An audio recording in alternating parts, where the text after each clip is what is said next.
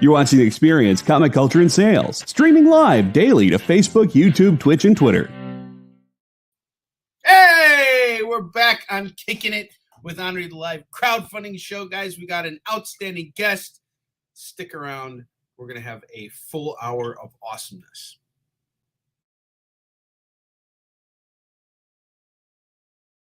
For years, I have traveled the world slinging my creator-owned comics at the biggest and hottest cons. Now I'm sitting down with creators who have active crowdfunding campaigns happening right now, and I'm opening the gateway so that you can connect with them and support their work. You're watching Kickin' It With Onrie, the live crowdfunding show. What's up, everybody? Welcome back to Kickin' It With Onrie, the live crowdfunding show. I'm your host, Onrie Kompan, and with me is, what's your name? It's Alon. Alon is hanging out. Give me 5, dude. What do you need? I just want to see what you're doing. You want to see what I'm doing? All right, come and hang out here. You can sit on my lap here. We got an outstanding guest today, Alon. Do you like werewolves? Yeah. Yeah? Well, the guy who we have as a guest today, he's working on a book, an awesome book about werewolves. And it's not just about any kind of werewolf. It's about the first werewolf ever. So it's my pleasure to bring him on. We got Dennis Robinson in the house. Dennis, how you doing, man? Oh, I'm hanging in there. Alon, you're the second person I've ever met named Alon, and it's in 1 week's time. Really? The first Alon I ever met was last weekend at Dragon Con. So 2 Alons 1 week. Weird. That is funny. Doesn't he look like a werewolf, Alon? No? A little bit. You got it going there. A little bit. So how's it going, man? It's going. As we were talking backstage, for whatever reason, I have more anxiety for my second Kickstarter than I did for my first Kickstarter, and I do not know why. And you know what? I don't even understand where that's coming from, because as soon as Dennis came, and you guys just saw this, it's now like, on the internets for all history. The second he comes in there, you got this Bill Pullman look in your eyes.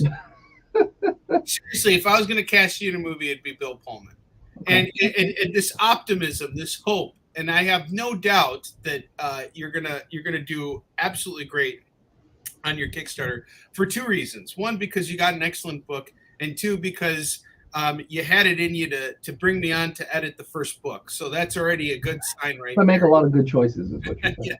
Yes. All right. Well, let's talk a little bit about Edward. What's going on, man? So Dennis, we have showcased Lycan issue 1 on my sales shows, and it has been selling like crazy. I've taken it to conventions with me. It's done really well.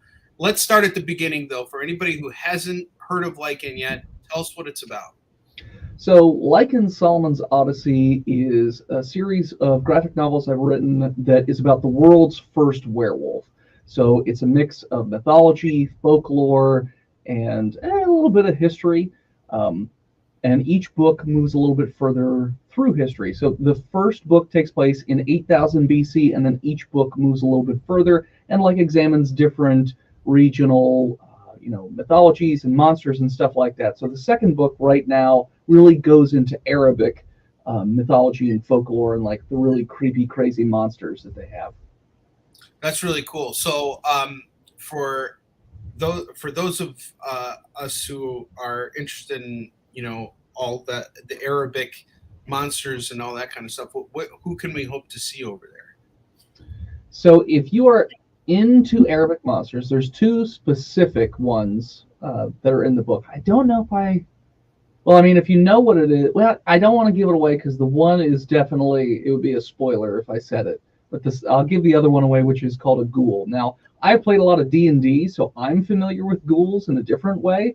But apparently they originate with Arabic, way back. And essentially it's a monster that eats the leftovers of the dead, and then it can shapeshift into whoever it was that they chomped on, and then they use that ability to trick people into coming back with them someplace, so then the rest of them can eat the living at that point.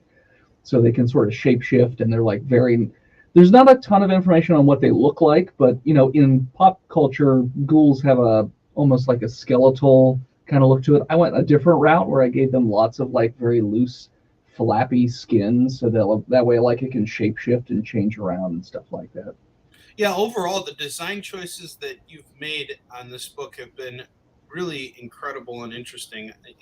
Having worked with you on the first issue, which, I mean, honestly, I have to say, before we go on any further, this is also your first comic. And the way this first book turned out is absolutely incredible. It's a beast of a book. And it just shows that, hey, I'm trying to get everybody excited. You're not supposed to be yawning when I'm doing that. Dude, you just sucked all the energy out of me. All upset now. All right, I'll get you pizza tonight, and you can have some ice cream. All right. But anyway, knowing that this is your first book and seeing how beautifully it turned out, the artwork, the coloring, everything, it's absolutely sensational. Can you tell us a little bit about the creative team and how you went about putting all of this together? And it being your first book, how do you feel about, first issue and how, what's going on in your brain as you're getting through issue 2 now? Sure. So one of the I've given the book out to a few podcasts for review, and one of the nicest things that I've heard repeated through like 3 or 4 of them actually was that they said it doesn't read like somebody's first book. The one podcast I went on said they literally went and looked me up to see what else I'd worked on so they could check it out, only to find that, to their apparent shock, that I have not worked on any other comics before. So that I took as like a huge compliment, because as you know, I've come a long way in terms of like writing or figuring out how to write for comics, because I've never done it before. So like I originally started with like a crappy book format and then turned that into a script. And then you, Onrie, taught me, what's the most valuable things to include in a script? How should you be writing your captions and dialogue and stuff like that? So I've taken those lessons and really moved forward with them in books 2 and book 3. So the art team, for those that don't know, so we had, when Onrie and I got started on the project for book 1, we started and then didn't have a whole lot of success because things just got crazy all of a sudden, and then we put a pause on things. So when we first tried looking for art, we used like DeviantArt, and I forget the other resource, but you just get a whole lot of stuff, and it's hard to sift through everything that you get. After the first go at it, one of the other people that I know, Gabbo, we do work with his wife Cloverkin for Botched, a D&D podcast. It's my comedy podcast that I have, and she put me in touch with her husband Gabbo, and he said, hey, a good resource we use is this Facebook page, and I think it's called Pairing Writers with Artists, and you have to be accepted in order to get in, and then when you get in there, you have to put in, whenever you put an ad, you have to make sure that it's legit. You can't say like, I'm going to pay you in exposure or whatever. Like that will not fly. You will get kicked out immediately. So put an ad in there, said what I was looking for, and the results started rolling in. And some of the ones I saw were also from DeviantArt, but the quality was a lot better, I noticed. And then from there, we narrowed it down to 5 or 6 artists, because I was looking for, I gave 2 samples of what I was looking for. I said, there's a book series called Hillbilly, and I really dig the style of that. But I also love this other book called Love the Lion, and they have a whole bunch of Love the Animal titles. Yeah, I remember you showing me the Love the Lion stuff. We were looking at that together when we were initially editing everything, and yeah, it's and honestly, how do you feel like having that final book in your hand now, at least the first issue? Do you feel like you kind of hit the target on where you wanted it to be? Do you feel like you maybe even excelled it a little bit? Yeah, so I am super happy with how the art team pulled it off. I think they nailed exactly what I was going for, which is a little stylistic, but also almost like a hand-drawn feel, especially the colorist. So I'll get to individual members of the team, but how they all put it together, I think it went exactly how I envisioned it. I don't know if I could have envisioned it a better way, to be honest. But that whole process was really interesting in terms of doing the tryouts, and the artist was really easy to pick. Like I told him, Sal Donaire is my artist. He's out of Spain. And when I told him the style I was going for, he's like, I love both those books. He's like, boom. And he gives me a sample, and I'm like, you nailed it. You hit the nail on the head. Awesome. And then the colorist was a little bit harder to come up with, because there were like 3 or 4 colorists that all had very similar styles that I really dug. But we ended up going with Ezekiel Dominguez out of Stone Tower Studio, and I absolutely love his stuff. And one of the fun things about the first book is when the book's set in the desert, because it's what is modern day Saudi Arabia. So desert doesn't have a ton of gray color to it. Browns, maybe some yellows, some oranges, stuff like that. And I told him, go with the color palette from Aladdin, even if it doesn't really make a ton of sense. Like, I want blues and purples and all these like awesome colors. And he was all about it. He was like, absolutely. And so I absolutely love the nighttime scenes that he does, because it's so rich with color. Because I'm a big color person. And then you set me up with Joel Saavedra, the letterer, and he's been amazing on both books. I've really enjoyed him. I've gotten compliments from various podcasts and readers for all three of the artists. So, like, some people have said they really, really like how he does the sound effects or the text balloons, like that. And they talk about the color, they talk about the art style, how the panels are laid out. So the art team gets a lot of kudos. They deserve all the kudos they get and more. I could not be happier with the team that I have together. And I'm super glad that we continue to keep working together, because, when we finish one book, I'm like, hey, do you guys want to work on the next book? And they're like, absolutely. And then, yeah, it's really tough too when you got a book to keep the team together, because good artists, and you got good artists. You have great artists, actually. Great artists want to work on are in demand. Mm-hmm. So it's hard, even if you want to, and even if they want to, sometimes opportunity just doesn't allot for it. So the fact that you've been able to keep everyone together for this second issue, which I am unfortunately not a part of, but I want to hear more about what's going on with it. So is it going to be the same size as that first issue? So yes, it is exactly the same size. It's 60 pages of story with 12 pages of extras. The extras are pretty much the same as with the last book, which is one page is all the thank yous to everybody who backs it on the Kickstarter at I think it's the $30 level, if memory serves me correct, or maybe it's 25. I forget off the top of my head. But there's a level where you get an enamel pin, but you also get to be in the book as like on a thank you page. And then there are character sketches. So the way Sal and I do it, every time we go to start, we have to figure, because we want to know what are the characters going to look like before we start diving into the book. So obviously Solomon looks a little bit different, so he did a new character design for Solomon. One of the characters has grown up, so now we need an adult version of that character. And there are new characters and the monsters and all that stuff. So we go through different sketches and we sketch it out, and I give him lots of different samples of like reference material to base it off of, and then we sort of go back and forth sketching stuff out. So the final product, the final sketches of the characters, those go in the back of the book. Is just sort of like a fun little, here you go. This is what each of the characters ended up being for sketches. What's interesting is Solomon, who's our main character, the first werewolf in history. You're taking him through this long period of time. And I remember when we initially started working on this, the story actually begins in the future and then travels back in time. And what we're seeing happen, the way you ended up doing it was a little bit different. We started at a different point. We didn't go far into the future, but we went just a little bit further into the future and then kind of, traced it back. So are we picking up in issue 2 exactly where we left off at issue 1, or are we doing another kind of like, is there going to be more time jumping, or are we more on a linear path now?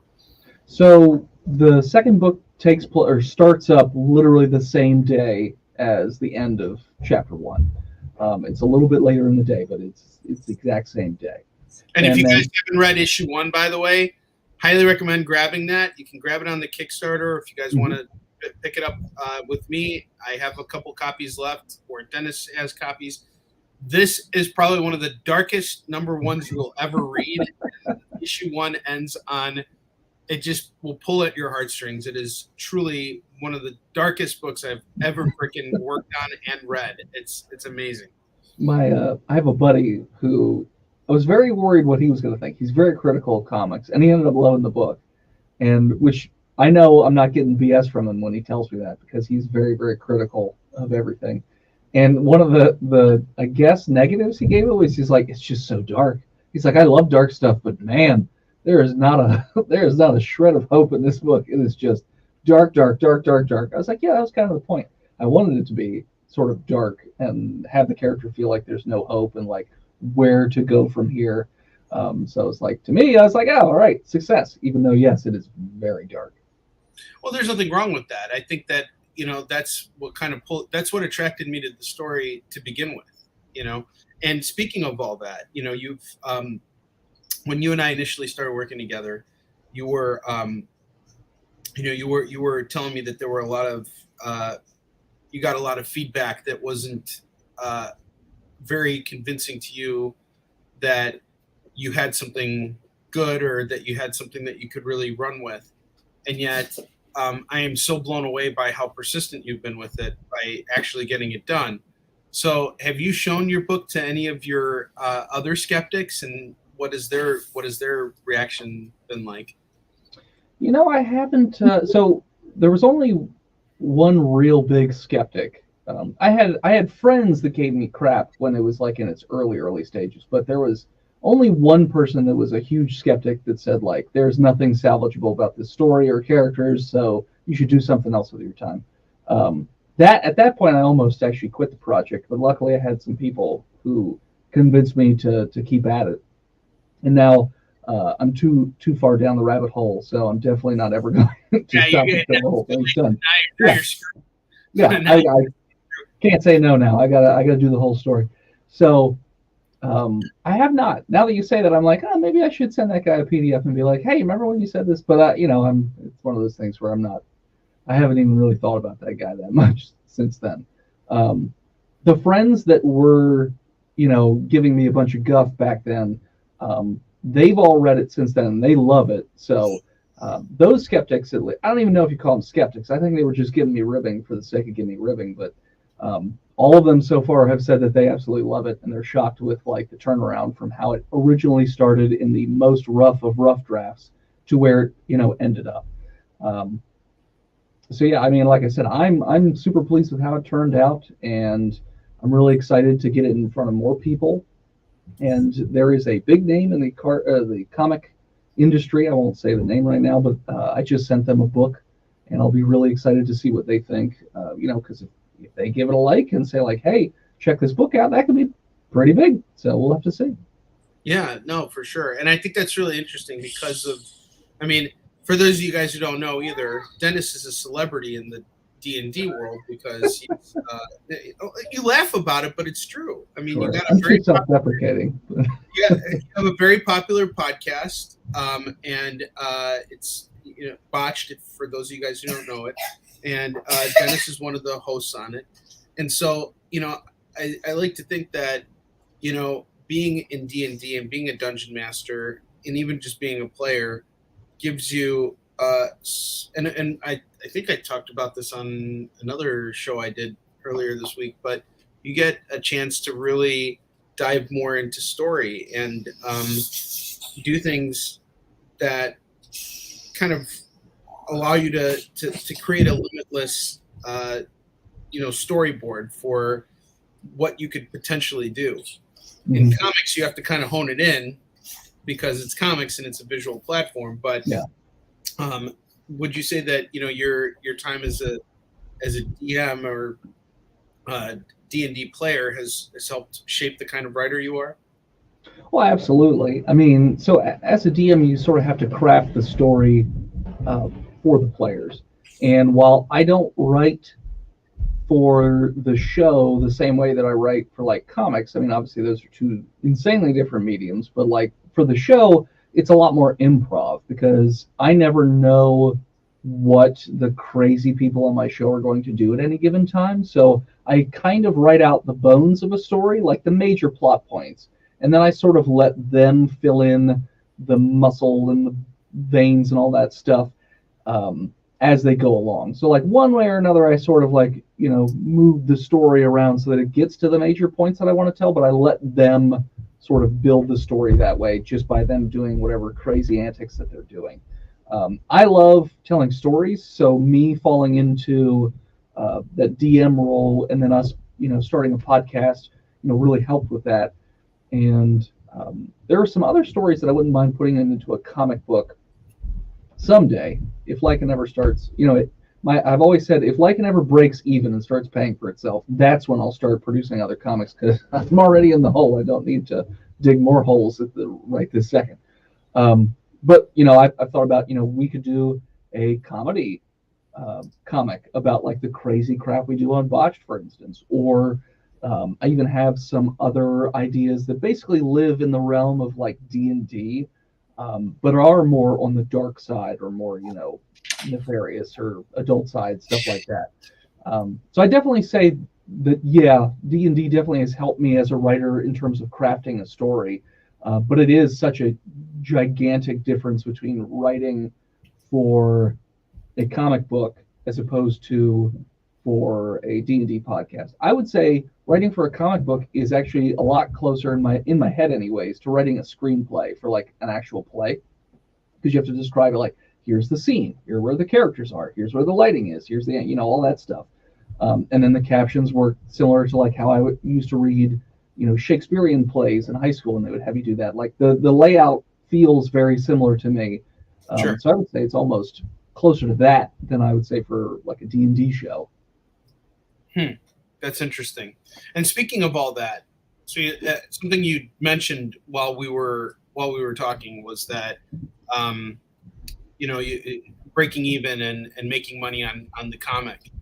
So I'm interested to know what are we raising money on Kickstarter for? Like where's the money going for people who are interested?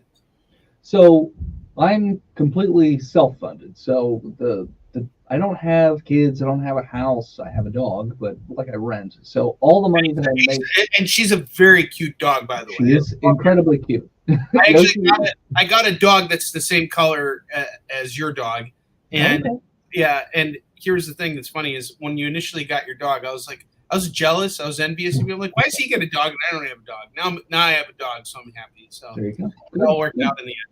Yeah.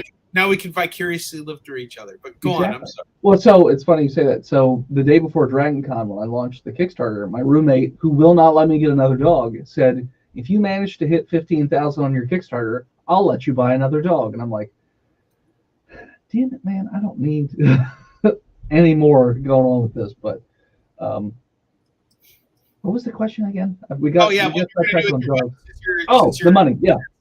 So I'm completely self-funded. So everything, I pay all the artists, the editors, all that stuff, like up front, through everything. So no matter what, even if the Kickstarter doesn't succeed, the book is still done. Like the book is done right now, pretty much. I think there's a couple pages that still need to be lettered, but other than that, it's done.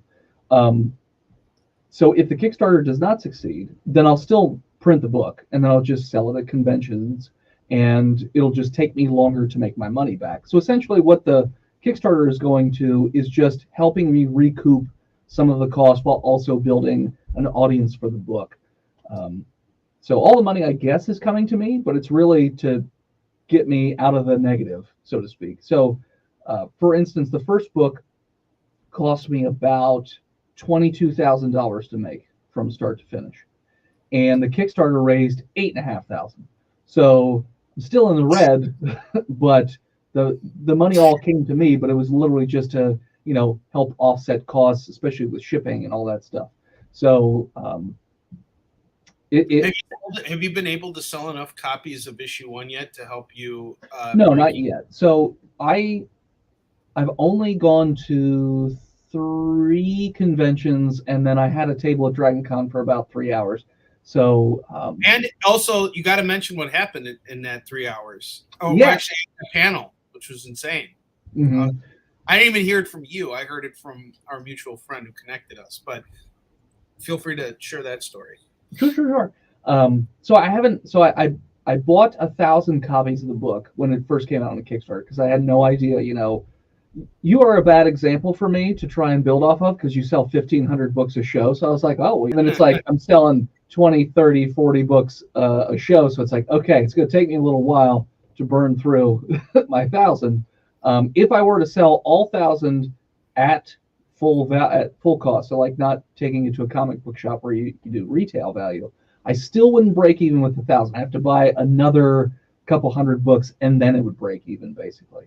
And I also do at conventions, like I have prints and pins and stuff like T-shirts, things like that. But those don't sell nearly as much as the books do. So the lion's share of the revenue from shows is through the book. Yeah, I think, and I'll be honest with you, I guess, and Kyle and I have had conversations about this too. My business model is not one you can simply replicate. In fact, I don't think there's any model that you can necessarily replicate because, to be honest with you, the first print run of Yi Sun-shin was a complete and total loss. It's a fact. I mean, I spent like $3 printing each book, and I sold each copy for $3. So I also had my production costs, and I did the same thing you did. I bootstrapped everything, and this was before Kickstarter was out there. I was just fortunate in the sense that I had a financier to kind of help me keep reprinting that first issue. And eventually what happened was, because I kept selling through that first print run, eventually once you get to a certain point, so it's probably your break even is probably going to be after you hit 1,500 copies of your book, something like that. Yeah. So you do a second print run, and say you do another 1,000 copies. Well, now you're already in the black with 500 of those books. And as you keep going, because even now with Yi Sun-shin, if you look at our 10th issue, which is about to come out, that book has the production on it won't pay itself off until issue 10 sells out of its first print run of 5,000 copies. But the other books being in production and constantly being reprinted in circulation keep the machine going. And that's kind of the thing. So you're doing everything right. It's and you are on the path to making money on it. You just got to keep selling it and getting more of those books out there. So everything's going exactly according to plan. But there's another thing that you brought up that's interesting too, and it's the retail side of it, because the money comes in when you're selling it at retail, and you're making 100% of the retail money. But when you're selling it to a retailer, you have to sell to them at a wholesale price. And here's the best part about your book. When I sold it at C2E2, I didn't even have to sell it. I had 10 copies of the book, and they all sold themselves. I literally didn't even have to tell anybody anything. I'm like, oh, this is a werewolf book. It's awesome. I worked on it. I'll sign it for you. Boom. Done. 10 copies were gone really, really fast. And I think that's the biggest edge you have going for yourself that I don't have with Yi Sun-shin. Like, I have to educate people and tell them what a Yi Sun-shin is every single time they walk past my booth.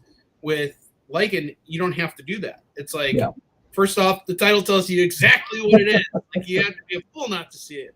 And on top of that, it's it sells itself. Doing things the way Onrie does, it will result in matching hairline. Yes, it will. And graying hairs. I've already got graying hairs. That's fine. I got the Reed Richards too already up here, so that's fine. You got the Bill Pullman, man, dude. Seriously, you got the Bill Pullman thing. I hope you take that as a compliment, because it's better than the other one. People tell me I look like. They think I look like Ted Cruz, and I'm like, I don't want to look like Ted Cruz. Ted Cruz sucks. I mean, why would you? It's not even a political thing, all right? I'm not getting political here. It's just, why would you want to look like a politician? Yeah, I don't want to look like Ted Cruz. Yeah, politicians, they all look disgusting. There's not one single attractive. Well, for the most, there's that one president in Croatia. She's really hot. Is it Croatia? I'm not familiar. I don't know enough about world politics to be able to say. She's smoking hot. She's really smart. Totally out of my league, but whatever, But anyway, we're about 30 seconds away from taking a very short commercial break. Okay. And Dennis, when we come back from this commercial break, we're going to dive even further into, what you got going on with issue 2, but also all the other awesome things you got going on. We're not going to talk about Ted Cruz anymore. We're leaving politics out of this. Comics are for everyone. And, you definitely look like Bill Pullman, though. That's good. That's the first I've heard that one, so I'm happy about Bill Pullman. I like Bill Pullman. Yeah, I just think Ted Cruz is more in the spotlight right now than Bill Pullman. Yeah. But Bill Pullman was the president. Either way, we'll see you guys in just a second. Get the inside scoop on everything happening at the experience every week. Join our mailing list by scanning the QR code at the bottom of the screen and then watching your email inbox.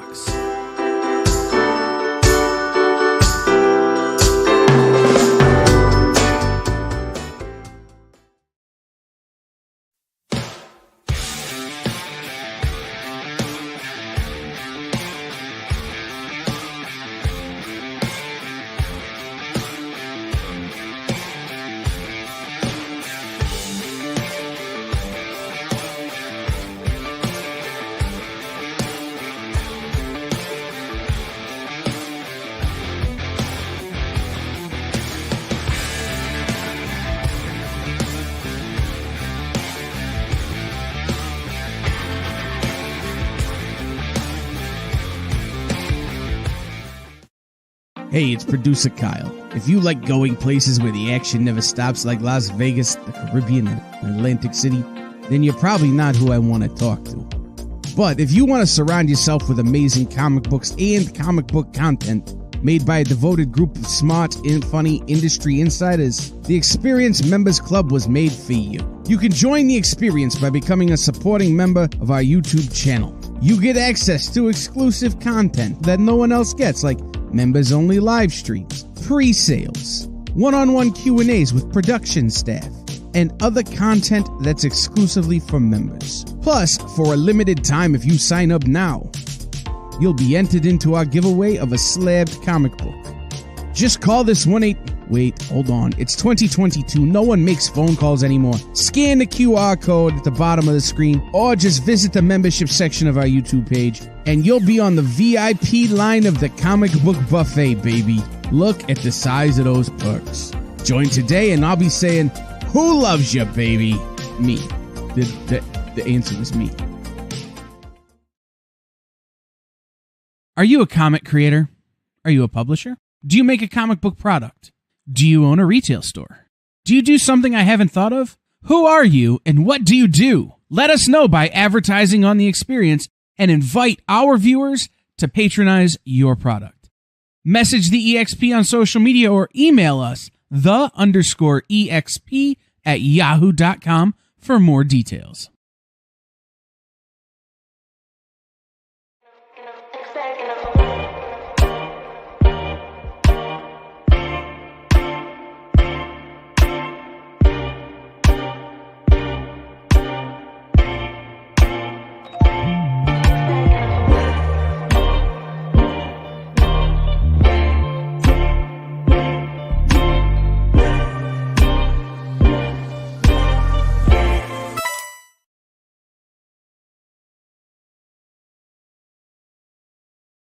For years, I have traveled the world slinging my creator-owned comics at the biggest and hottest cons. Now I'm sitting down with creators who have active crowdfunding campaigns happening right now, and I'm opening the gateway so that you can connect with them and support their work.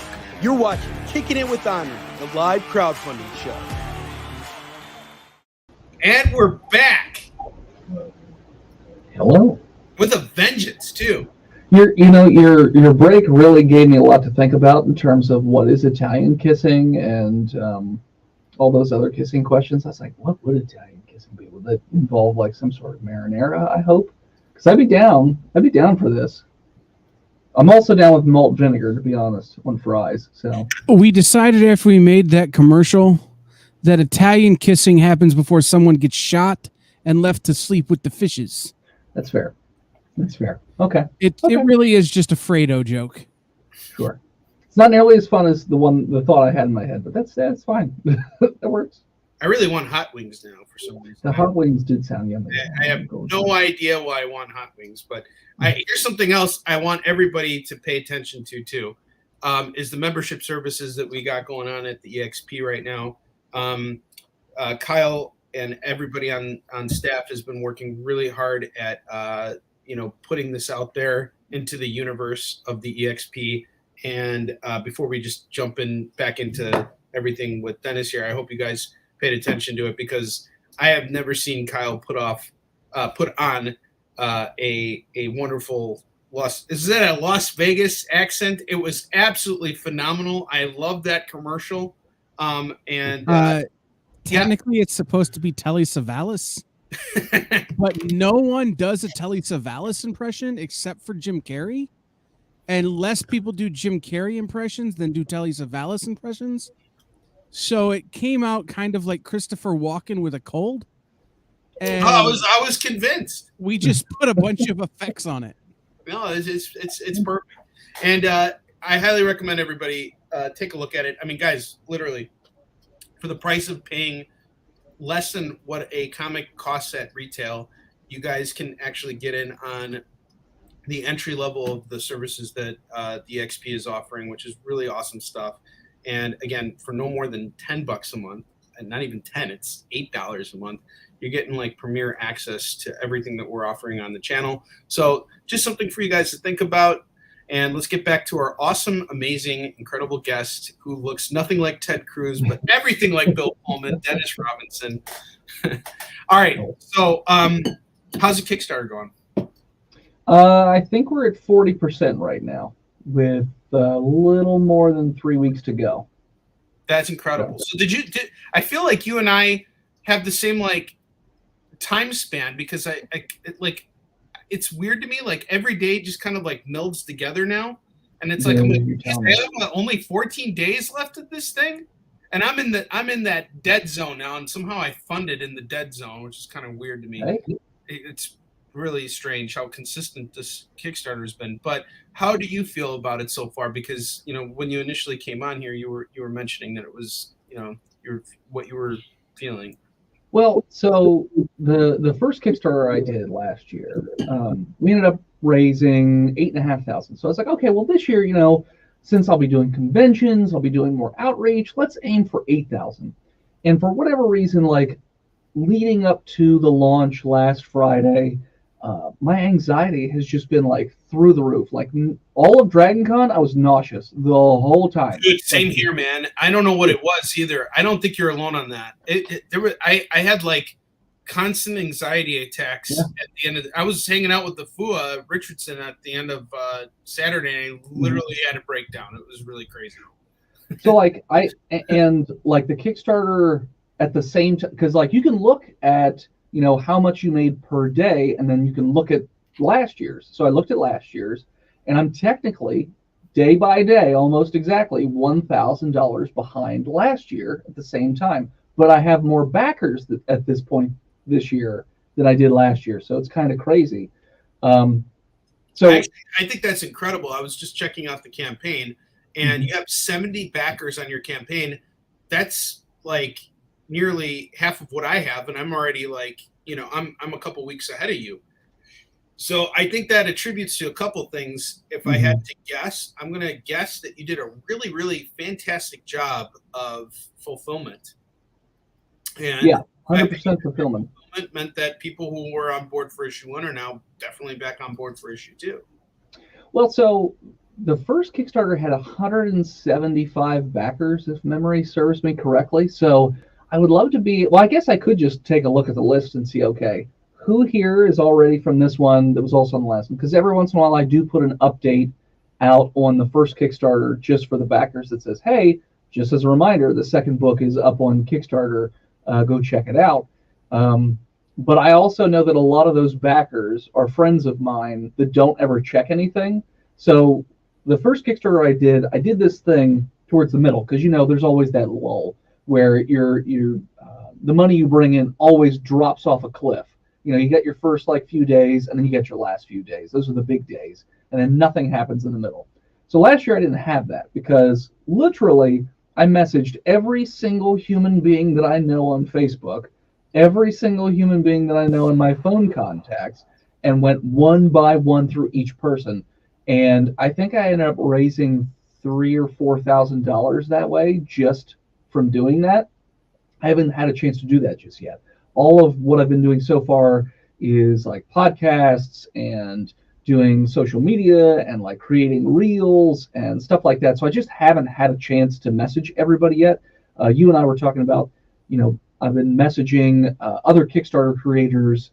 I put like $10-15 towards their project, and I'm like, hey, if you want to do any cross promotion, let me know. And there's been a few people that I've already talked to, and they've already done that. I'm going to put out updates every so often that promote other Kickstarters, as far as, if they agree to do something like that. So it's all part of the plan to try and get as many eyes on it as possible. And I do have another convention next weekend. It's a 3-day con in Erie. And then I have a 1-day con at the very end of the Kickstarter. It's like the day before it ends. I have a 1-day con out on the eastern side of PA. So, and actually, there's a yard sale in my neighborhood tomorrow morning. I was planning on putting a table out with books and Kickstarter cards and being like, hey, support local artists. Come on out. It doesn't cost anything to put a table in my front yard. So no, it doesn't. And you know what? That's initiative right there. Looks like we got you another backer. Edward. Oh, awesome. Thank you. Edward von Byzanstein, my man. Thank you so much. He picked up your issue 1 from our sales show. So he's awesome. Thank you. Getting issue 2 now. So that's fantastic. I'm really happy for you. So 71 backers now. 71. We're doing it. Yep. Making it happen. And yep. And honestly, that's what I found out about Kickstarter too. It's really funny because for successful as I may appear to be at conventions, I never have been proud of my Kickstarter performances. Mainly because of the fact that Kickstarter is a completely different approach than, say, going to a comic convention, staying in front of your booth and just talking to people until you're blue in the face. What happens with Kickstarter is that it's a combination of all the things that you're talking about, especially in those beginning stages. Because I'm so involved in live sales, I think that has been a major help in getting me connected with people digitally, including guys like Edward and a bunch of my other regulars who I know are going to back and support anything I do. Hopefully, unless I do something that they just don't want to support, which is fine. That's going to happen from time to time. But regardless of anything, you build that base and you keep building that base. But the one important thing to always do is to go on shows and talk about stuff. I realize now how important that is to getting that 2 or 3 backers. Those couple more backers. Oh, we need a tissue. I got you. And you want water too. Okay, I got you on both of those things. Look at that. I can show you guys all how I managed to parent my child. Go ahead. There we go. You can keep that tissue. And here's some water for you. Drink some water. Drink some water. But it's a combination of all these little things that you got to do in order to, reach new people and get the message out. And it's tough. It's not the same thing as going to a comic convention because, again, you're in a situation where you've kind of you've paid for the traffic because you buy a space. Mm-hmm. And whether or not the show delivers on the traffic is kind of out of your hands and whether the traffic responds to you, but you're paying for the traffic. Sure. Here, it's you're not paying for the traffic, but you need to do everything possible to gain that exposure. And what's most important in Kickstarter is that we work off of each other's networks. It's all about the synchronicity of us working together and helping each other out. Because I'll tell you what, we were talking about this backstage. You're posting an update and you're going to mention Yi-Sun Shin. I'm going to post an update and I'm absolutely going to mention Lycan in my update because I know that there are people who are big fans of Yi-Sun Shin who are going to want to support Lycan. And I know the same thing for you. It works both ways. And, all the cross promotion in comics is essential. And these podcasting shows are crucial. Mm-hmm. Oh, yeah, 100%. So at Dragon Con, I did a couple panels. I always love doing panels at Dragon Con, but I did 3 on crowdfunding, but 2 of them specifically on Kickstarter. And I found out the day before the panel that Charles McFall, my friend who runs the digital media track, managed to get the woman who runs comics and publishing at Kickstarter to be on the panel. So I got to talk to her before the panel for 45 minutes and pick her brain about certain things. But then on the panel, she talked a lot about networking and building community and like reaching out to other creators to like try and get more eyes on your project that way, because we sort of all share each other's communities and whatnot. And one of the things that I've always wanted to get on Kickstarter, but I still have never been able to, is that little tag that says projects we love. Just have never been able to get that darn thing. I wasn't able to either until very recently. And let's talk after this. Okay. So like because I you get put on a separate page and it makes it easier to find you. So it's just one of those things that I would like to have it, but there's no direct way for you to get it. You can't vie for it. You can't be like, hey, whatever. They just have to notice you, and then whoever notices has to like the page, and then they're like, okay, we'll add it to projects we love. And it's a very unfair thing, right? Because there's so many projects out there. Yeah. That it's almost like if only they could just give everybody that. And and I think all the projects that are in Kickstarter are fantastic. I mean, of course, there are some that are just like ridiculous and shouldn't be on there. But I mean, in the case of you're taking your personal money, which you could blow on, drugs, hookers, and alcohol, and all kinds of stuff, and you're deciding, consciously to get into this comic book business. What's wrong with you? The comic book. So many things. We don't have enough time. What's wrong with you? Look at me here.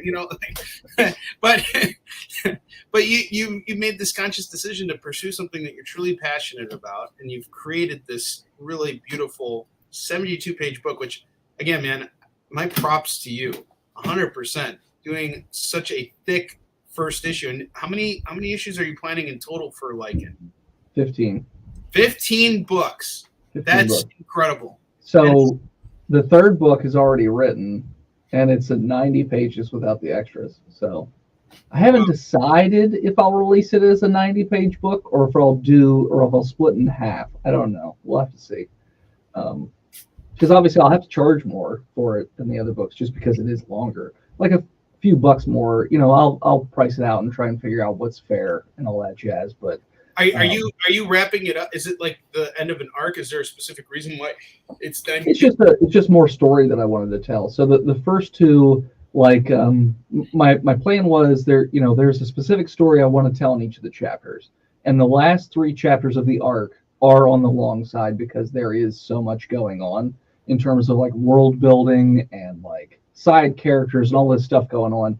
And we did trim as much of the fat as we could, but like the stuff that's in there, my editor is just like, this is a good story, we shouldn't cut it. So I think the minimum we can get away with here is 90 pages. So I was like, okay, we'll just go with 90 then.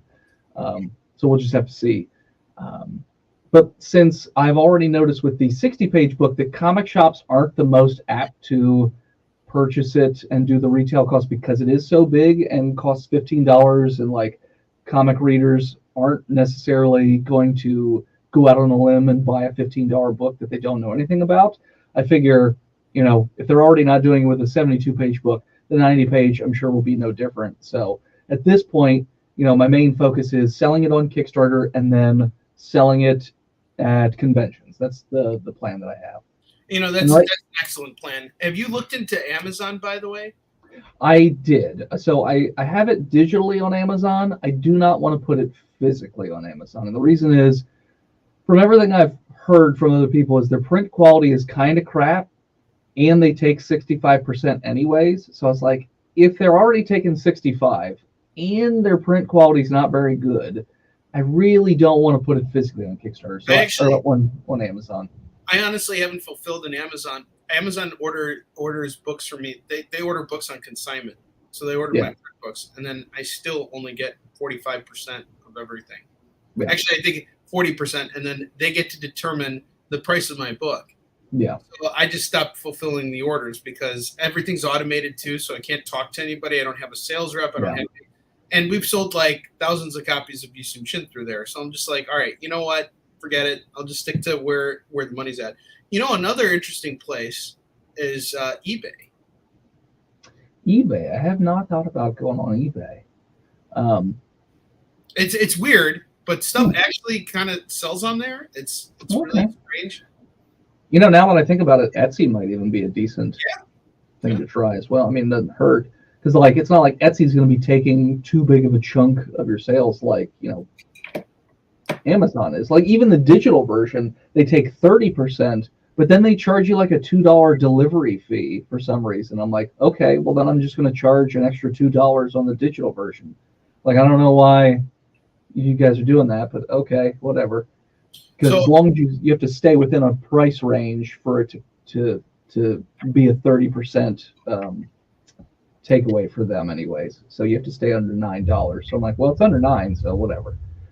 But so I even say in the book on Amazon, if you buy it digitally, it says if you want to buy it physically, go to my website where it would be cheaper anyways. So and I've sold a few books. That's the right way. That's the right way to go about it. So Edward is saying you could always split up the 90-pager and do it as issue 3 and then do an issue 3.5, and you could release them both at the same time if you want to do the covers, if you want to put them together. You know, that's interesting, like the connecting covers. Oh, yeah, somebody showed me that. That is a really cool idea, doing a connecting cover sort of thing. That would be pretty cool. I'm right there. Well, here's a question for you, though. Tell me about the different – so you had 2 different variants for issue 1. What do we got going on in issue 2? So issue 2, I have 3 covers. So I don't know if I've decided which of the 3 is going to be like the main cover. But the first cover that we had done was by the same artist that we got to do the covers for the first book, Christian Dabari. And I knew full well when I gave him sort of the source material and I said, hey, this is what the book's about. What would you like to do a cover about? I knew full well what he was going to pick because if you've ever seen any of Christian's work, he really has a certain like genre that he likes to work in. So he went with a cover that focuses on the ghouls. And I knew he was going to do that. I was totally fine with it because it looks great. The other 2 covers are done by another artist that I've worked with on Botched before named Matthew Sutton. I don't know if you and I have talked about Matthew Sutton in the past, I'm pretty sure, Onrie. Oh, yes. You've introduced me to him. Yeah. So he did the other 2 covers, which I absolutely love. So the one cover is sort of like this gaping mouth at the bottom of the page, and then a pile of bodies coming out of the mouth, and then Solomon like trying to reach up and get out as the bodies are pulling him down. And there's this blood moon. Yeah. Like, you know what it really reminded? I love that cover, by the way. You know what it really reminded me of? The Venom 3 cover, which is the first appearance of Null. I loved that cover though. I know, and I'll tell you right now, straight up, if you look at Yushin Shin Warrior and Defender 2, I wasn't trying to deliberately rip off a cover of Ultimates 2 number 7, which shows Thor and there's Rain and he's got Captain America's shield and Thor and Iron Man's helmet in both hands or whatever. So it's like, it's interesting how we as creators can kind of imitate other stuff that we weren't directly influenced by. Yeah. But that cover is freaking dynamite because I know that you wouldn't. I know that it was an original concept, and it just looks so awesome, and I love that cover. So each of the campaign, so each book, the first book, the cover I designed was the one that looks like a Star Wars poster, basically, where all the that's the variant. For this book, the one I designed is the one with the mouth and the bodies crawling out of it. I mean, when I say design, I mean I gave a really rough sketch of what I was thinking, and then Matt rolled with it and made it the amazing cover that it is. So it was kind of funny that people have really liked that design. I'm like, oh, that's cool because that's the one I kind of came up with. And then the third one is all Matt Sutton, and that's like a silhouette of a werewolf with these 3 glowing orbs, and there's this blood moon that's in the background but also bleeds into the foreground, and then Solomon's walking through what appears to be some sort of red liquid, towards the 3 lights. So I really dig that cover too. It's changed so much from where the story began. Like he's just such a different character now. It's really incredible. Mm-hmm. And that's one thing I love about story is when we see characters really changing. Yeah. That's an important thing. So hey, it looks like we're down to the last 3 minutes of our show, and I think you're 45% funded now. You're pushing towards 50 for sure. Yeah, getting close. Getting close. All right. So give us that last that last big push thing, whatever you want to say, kind of a thing. Okay.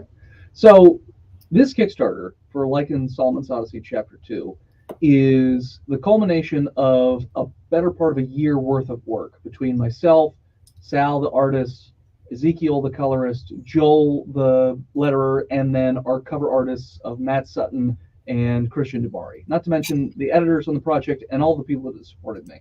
I need even more help to get the rest of the way there, and I owe all of what I have so far and everything that I'm going to have to everybody, either listening to this or watching it or people I haven't even met yet.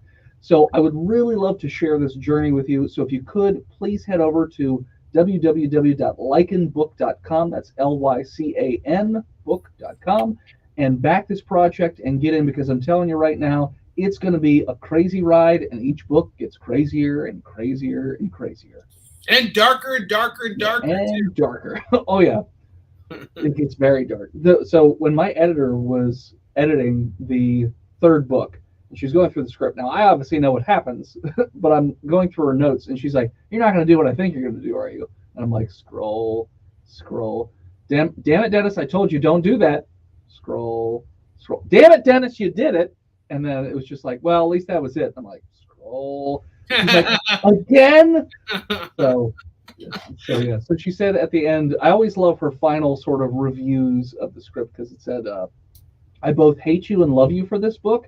It's really, really good, but I also really hate you for what you did to me while I was reading it. So I was like, good. I'm glad that it had an emotional impact. Well, I think that when you have a character like that's a monster, there's nothing lighthearted about it. And yeah. I think that you're on the right path. And it's been an honor working with you, and it's an honor seeing how far you're going with the series and having you on the show and everything. So we expect you back here. You're always welcome to come back when issue 3 is out. We're more than happy to have you return to the show. And come back. Yes, absolutely. So Dennis, thank you so much for coming on. And guys, this brings us to the end of the show. Get ready to watch Nick's original art experience, which is coming right up. And you guys all have a wonderful weekend, and we will see you next week with a brand new guest. Join the party. Head over to our link tree to find